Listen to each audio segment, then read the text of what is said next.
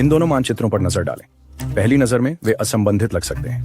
एक गुप्त भूमिगत दुनिया के कथित प्रवेश द्वार दिखाता है, जबकि दूसरा निषेध के दौरान तस्करों द्वारा उपयोग किए गए मार्गों को दर्शाता है। लेकिन जब आप उन्हें ओवरले करते हैं,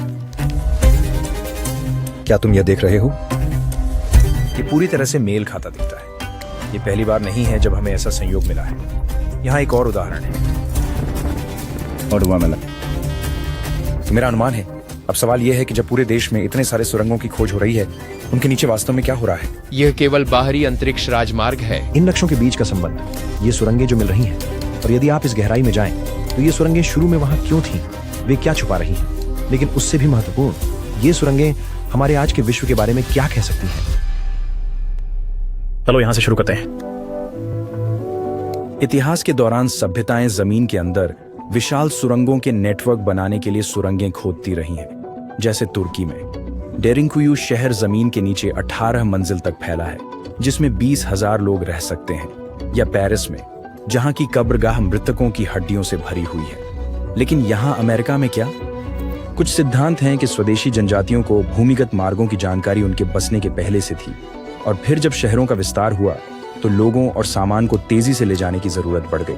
इसलिए 1800 के अंत में उन्होंने बोस्टन में पहली मेट्रो सुरंग बनाने का निर्णय लिया। इसके बाद न्यूयॉर्क आया। लेकिन ये तो सिर्फ सार्वजनिक सुरंगें थीं जो हमें जहां थे। पर क्या हो अगर इससे ज्यादा हो? शहर की सड़कों के नीचे गुप्त सुरंगें, जिन्हें कुछ लोग जनता द्वारा देखे जाने नहीं देना चाहेंगे। जब अमेरिकी सरकार ने 1920 में शराब पर प्रतिबंध लगाया, तो यह पीने का अंत नहीं था, ये कुछ बड़े तस्करी का आरंभ था। क्या आप जानते हैं कि डाउनटाउन मिल्वॉकी के नीचे एक भूमिगत सुरंगों का नेटवर्क स्थित है? 20वीं सदी के 20 के दशक में जब हम निषेध के द्वार से गुजर रहे थे, तो उनका उपयोग अवैध बियर और शराब के परिवहन के लिए किया गया था। और यही वह स्थान है जहां ये सुरंगें आती हैं। एल कैपोन जैसे गैंगस्टर्स ने पूरे भूमिगत साम्राज्य चलाए। स्पीकीजीज, छिपे बार और बचने के रास्ते। वे केवल शराब ही नहीं ले जा रहे थे, वे हमारे पैरों के नीचे एक गुप्त दुनिया बना रहे थे। ये अपराध सिंडिकेट इन सुरंगों का उपयोग एक आदर्श बचाव मार्ग के रूप में करते थे। जब भी पुलिस आती और एक स्पीकईजी पर छापा मारती, गैंगस्टर पहले ही भाग चुके होते थे, इन भूमिगत गलियारों और मार्गों से गायब हो जाते थे। जैसे जैसे ऊपरी दुनिया का विकास हुआ, राजमार्ग बनाए गए और फ्रीवे ने पूरी दुनिया पर अधिकार कर लिया, जिससे भूमिगत तस्करी अनावश्यक हो गई। लेकिन क्या इसका मतलब है कि इन सुरंगों का अब उपयोग नहीं हो रहा है? और अगर हो रहा है तो किसके द्वारा और किसके लिए? तो मुझे स्पष्ट करना होगा कि इसे तस्करी से क्यों जोड़ा जा रहा है। हम हमेशा सुरंगों का निर्माण करते आए हैं, यात्रा के लिए, सुरक्षा के लिए, गुप्तता के लिए। लेकिन अगर मैं आपसे कहूं कि हमारे पैरों के नीचे एक अलग दुनिया मौजूद है? खैर, देखिए, पेरिस की कैटाकॉम्ब्स ने शहर के नीचे 6 मिलियन कंकालों को रखा है। आप हड्डियां देखेंगे जो ढेर की गई है, वे हर जगह है। आपके पास खोपड़ियां ढेर में होंगी। लेकिन यहाँ जो वे आपको नहीं बताते वह यह है, पेरिस के नीचे ऐसे सुरंग हैं जो किसी आधिकारिक नक्शे पर नहीं दिखाई देती। पूरे के पूरे हिस्से प्रतिबंधित हैं, और वर्षों से लोग सोच रहे हैं कि वास्तव में भीतर क्या है। फिर मास्को है। कथित तौर पर इसके पास दुनिया की सबसे उन्नत मेट्रो में से एक, मेट्रो 2 है। आधिकारिक तौर पर यह मौजूद नहीं है, लेकिन पूर्व इंजीनियरों, दल बदलुओं, यहाँ तक कि खुफिया रिपोर्टों का कहना है कि ऐसा नहीं है। उनका दावा है कि यह रूसी सरकार के लिए एक गुप्त परिवहन नेटवर्क है, जो बंकरों, गुप्त सुविधाओं और यहाँ तक कि छिपे हुए भूमिगत शहरों को जोड़ता है। इस मेट्रो स्टॉप का प्रवेश द्वार बंद है। यदि रूस ने अपने अभिजात वर्ग के लिए एक छिपी हुई मेट्रो प्रणाली बनाई, तो अन्य सरकारों को ऐसा करने से क्या रोक रहा है? लेकिन ये और भी गहरा है, क्योंकि अगर हम लॉस एंजेलिस पर नजर डालें, तो कोई नहीं जानता कि उनके साथ क्या हुआ, या अधिक दिलचस्प बात यह है कि उनमें क्या होता है। खैर, यह तब तक था जब तक मैंने इस वीडियो को नहीं देखा। रिकॉर्ड्स हॉल भवन के पीछे आपको एक पुरानी लिफ्ट मिलेगी। फिर एक छिपे हुए एस्केलेटर को खोजें और उसे एक स्तर ऊपर तक ले जाए। सुरंगें सीधे सामने हैं। यह इन सुरंगों के प्रवेश द्वारों को पुराने सरकारी इमारतों जैसे हॉल ऑफ रिकॉर्ड्स में छुपा हुआ दिखाता है।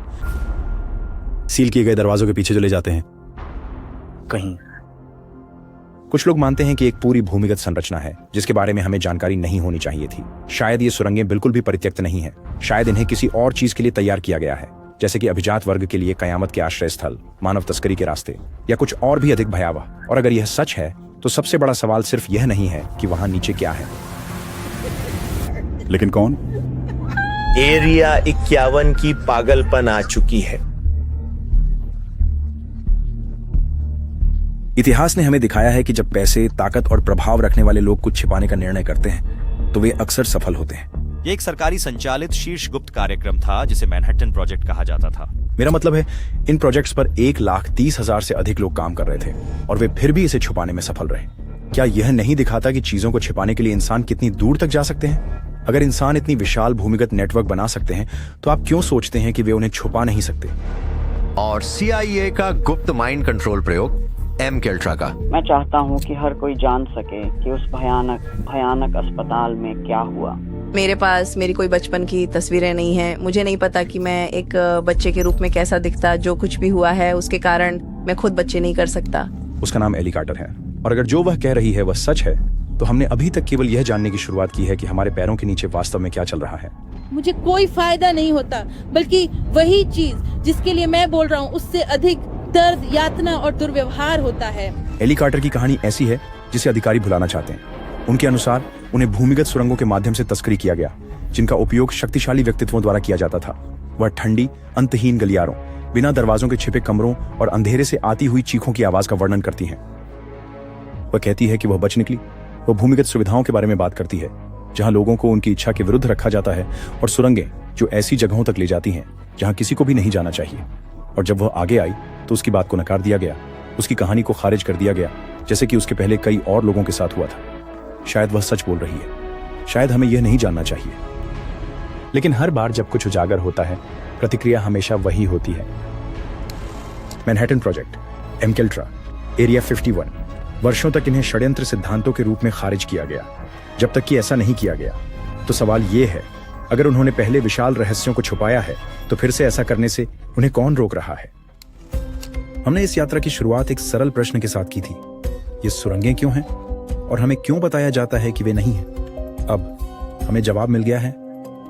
ये इसलिए है क्योंकि रहस्य अंधेरे में पनपते हैं, और जब इतिहास ने हमें कुछ भी दिखाया है तो यह है कि सत्ता में बैठे लोग इन्हें छुपाने के लिए कुछ भी करने को तैयार होते हैं। इतिहास के सबसे बड़े रहस्य इसलिए नहीं उजागर हुए क्योंकि वे चाहते थे कि हम उन्हें खोजें। वे इसलिए उजागर हुए क्योंकि किसी ने खोजबीन करना नहीं छोड़ा। तो खुद से पूछो, वे और क्या छुपा रहे हैं?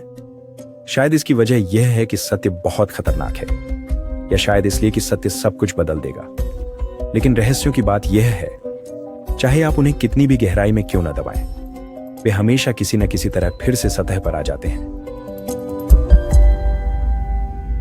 जमीन के नीचे हर प्रकार का परिवहन साधन है। वहां ट्रेनें हैं, वहां बसें हैं।